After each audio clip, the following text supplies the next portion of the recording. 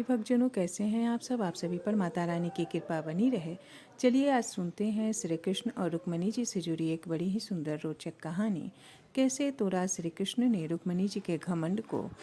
एक बार जब नरकासुर का वध करके देवी शतभामा के लिए श्री कृष्ण कल्पवृक्ष लेकर के आए और तब उन्होंने 16,000 राजकुमारियों के साथ, जिसका नरकासुर ने अपहरण किया था, अलग अलग रूप धारण कर विवाह किया। और चूँकि श्री कृष्ण सभी रानियों के साथ अलग अलग रूप धारण कर हमेशा साधारण मनुष्य की तरह गृहस्थ जीवन जीते थे, इसीलिए प्रत्येक रानी को यह घमंड हो जाता था कि श्री कृष्ण उनको ही सबसे अधिक प्रेम करते हैं। इसी तरह से रुक्मिणी जी को भी एक बार घमंड हो गया कि श्री कृष्ण उनको सबसे अधिक प्रेम करते हैं और वह श्री कृष्ण को सबसे अधिक प्रेम करती है। जिसको श्री कृष्ण ने कैसे तोड़ा, ये चलिए जानते हैं। एक दिन समस्त जगत के परमपिता और ज्ञानदाता भगवान श्री कृष्ण रुक्मिणी जी के साथ पलंग पर आराम से बैठे हुए थे और भीष्मक नंदिनी श्री रुक्मिणी जी सखियों के साथ अपने पतिदेव की सेवा कर रही थीं।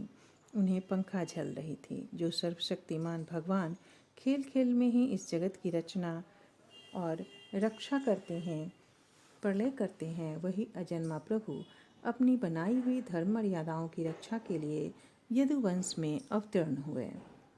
भगवान श्री कृष्ण बड़े आनंद के साथ विराजमान थे और रुक्मिणी जी त्रिलोकी के स्वामी को पति रूप में प्राप्त करके उनकी सेवा कर रही थी। भगवान के पास ही रहकर उनकी सेवा में संलग्न रुक्मिणी जी बड़ी प्रसन्न दिखाई दे रही थी। रुक्मिणी जी अलौकिक रूप लावण्यतामयी लक्ष्मी जी ही तो थी। उन्होंने जब देखा कि भगवान ने लीला के लिए मनुष्य सा शरीर ग्रहण किया है, तब उन्होंने भी उनके अनुरूप ही रूप प्रकट कर दिया। भगवान श्री कृष्ण यह देखकर बहुत प्रसन्न हुए कि रुक्मिणी जी उनकी परायण है और उनकी अनन्य प्रेयसी हैं।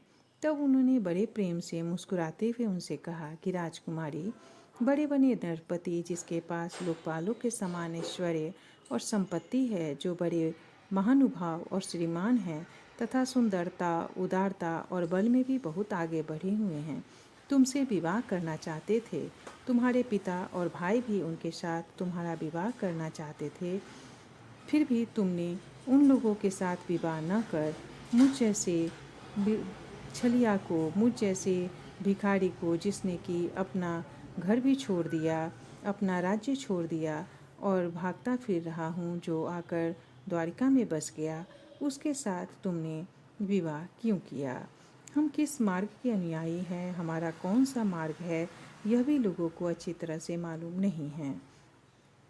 हमने लौकिक व्यवहार भी ठीक ठाक का पालन नहीं करते। अनुनय विनय के द्वारा स्त्री को रिझाना भी नहीं आता। जो स्त्री हमारे जैसे पुरुषों का अनुसरण करती है, उनको सिर्फ दुख ही दुख भोगना होता है। हम तो सदा के अकिंचन हैं, न तो हमारे पास कभी कुछ था और ना ही रहेगा। ऐसे अकिंचन लोगों से हम प्रेम भी करते हैं और वे लोग भी हमसे प्रेम करते हैं। यही कारण है कि अपने को धनी समझने वाले लोग प्रायः हमसे प्रेम नहीं करते, हमारी सेवा नहीं करते।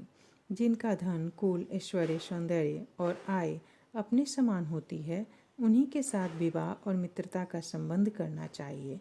जो अपने से श्रेष्ठ या अधम हो, उनसे नहीं करना चाहिए। फिर भी तुमने अदूरदर्शिता का परिचय दिया और तुमने बातों पर विचार नहीं किया और भिक्षुकों से झूठी मेरी प्रशंसा को सुनकर मुझे गुणहीन व्यक्ति को अपने वरण कर लिया।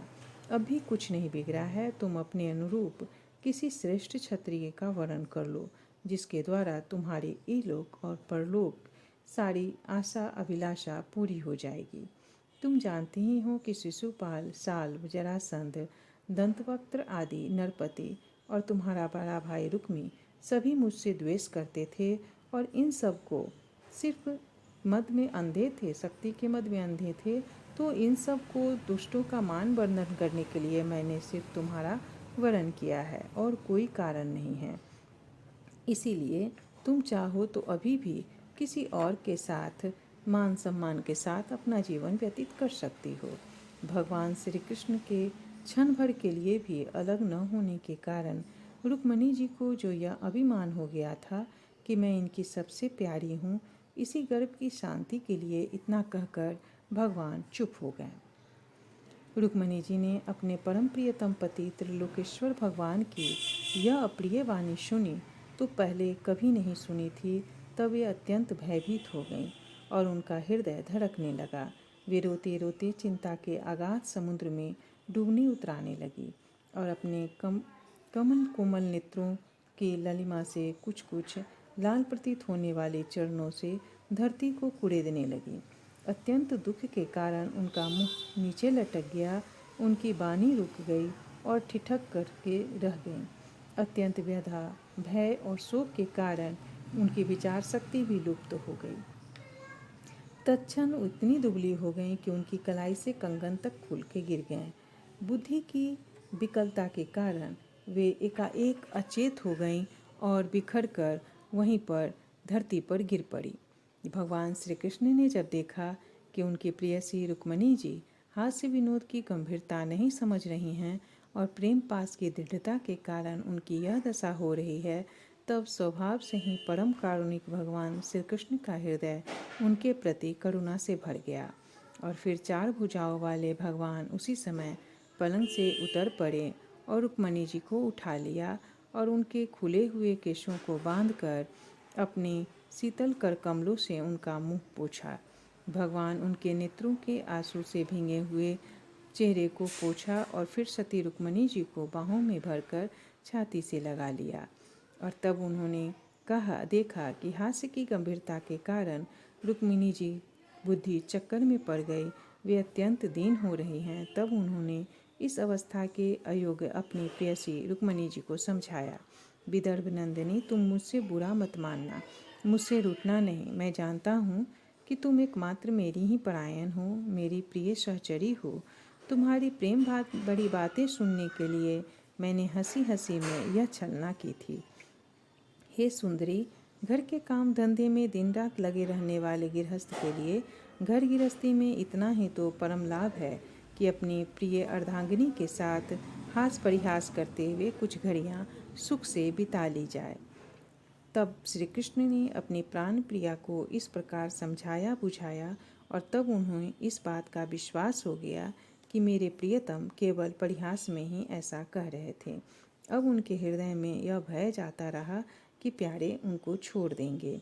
और तब रुक्मिणी जी ने कहा कि हे प्रियतम, आप ये कैसे कह सकते हैं कि आप एक साधारण से इंसान हैं, जो परम पिता परमेश्वर है, जो संपूर्ण ब्रह्मांड के रचयिता हैं, वो सिर्फ साधारण सा